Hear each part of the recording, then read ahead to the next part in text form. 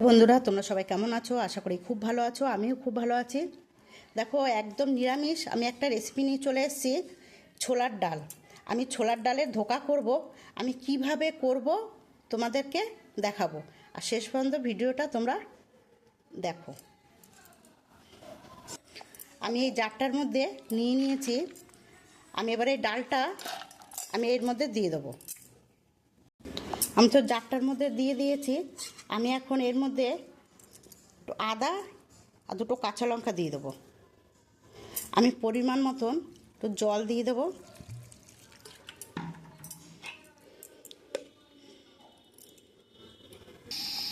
দেখো বন্ধুরা, এখানে আমি জিরে, তেজপাতা, শুকনো লঙ্কা আর গোটা গরম মশলা আর এখানে আমি ধনে নিয়ে নিয়েছি। তা আমি এগুলো একসঙ্গে আমি একটু ভেজে নেব। আমি একটু লাল লাল করে ভেজে নেব মশলাটা।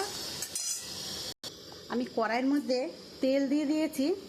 আমি এর মধ্যে গোটা জিরে দেব। আমি তো ডালটা পেস্ট করে রেখেছি। আমি ডালটা এবারে কড়াইতে ঢেলে দেব।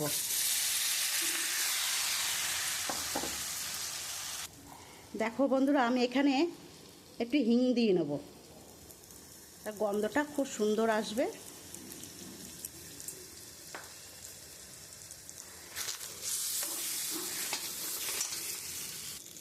দেখো বন্ধুরা, আমি এখানে হিং তো দিয়েছি। আমি আর পরিমাণ মতো একটু নুন দিয়ে দেবো। আমি এখানে একটুখানি হলুদ দিয়ে দেবো। দিয়ে আমি খুব ভালো করে এটা নাড়বো যতক্ষণ আমি আঁচলের ভাব না হচ্ছে। পুরো একটা আঠা আঠা ভাব হবে, তখন আমি এটা নামিয়ে দেবো। দেখো বন্ধুরা, এই আমি থালাটার মধ্যে আমি একটু রিফাইন তেল দিয়ে দিয়েছি। এবারে আমি এটা থালার মধ্যে দিয়ে দেবো।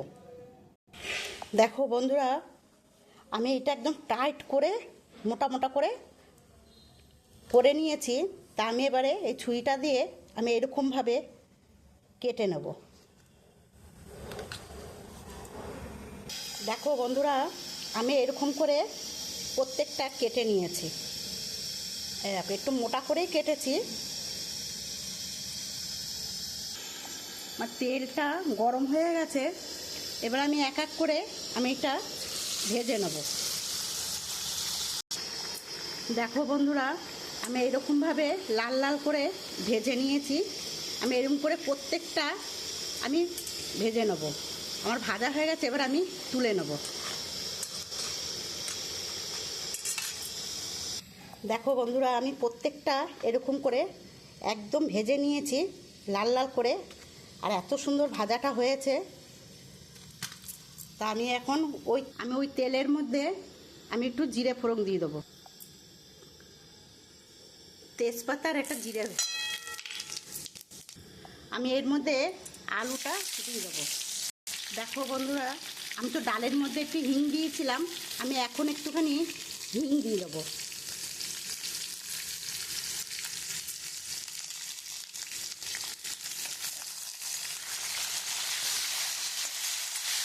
আমি আলুটা একটু লাল লাল করে ভেজে নেব। আমি আলুটা একটু লাল লাল করে ভেজে নিয়েছি। এবার আমি এখানে আদা টমেটো পেস্ট করেছি, এটা দিয়ে দেবো। আমি এখন এখানে এক এক করে মশলাগুলো দিয়ে দেবো। আমি নুন দিয়ে দেবো পরিমাণ মতন। আমি এখানে হলুদ দিয়ে দেবো পরিমাণ মতন। আমি একটু জিরের গুঁড়ো দিয়ে দেবো, যেহেতু আমি ভাজা মশলা করে রেখেছি, এটা আমি পরে দেবো। আমি এখানে লঙ্কার গুঁড়ো দিয়ে দেবো। দিয়ে এবার আমি মশলাটা দিয়ে আলুটা দিয়ে খুব সুন্দর করে আমি কষিয়ে নেব।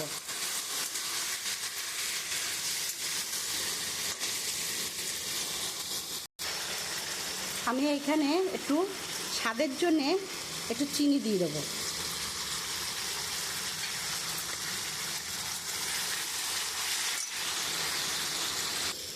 দেখো বন্ধুরা, আমরা মশলা দিয়ে আমি খুব সুন্দর করে কষিয়ে নিয়েছি। এবার আমি পরিমাণ মতন জল দিয়ে দেবো।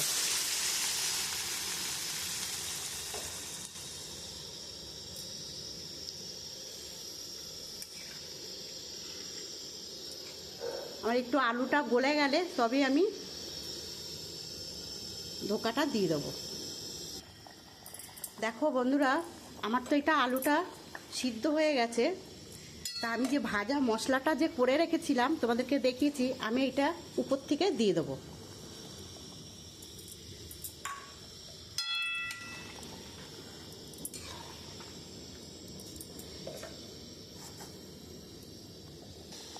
আমি এবারে এই ধোকাটা আমি দিয়ে দেবো।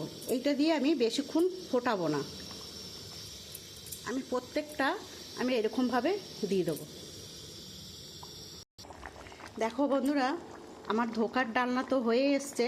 তা আমি নামানোর আগে আমি একটুখানি ঘি দিয়ে দেবো।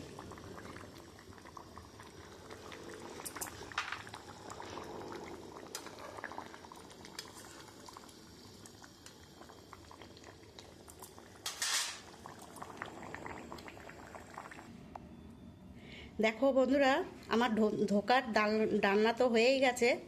তা আমার এই রান্নাটা যদি তোমাদের ভালো লাগে, একটা লাইক কমেন্ট শেয়ার করে দিও।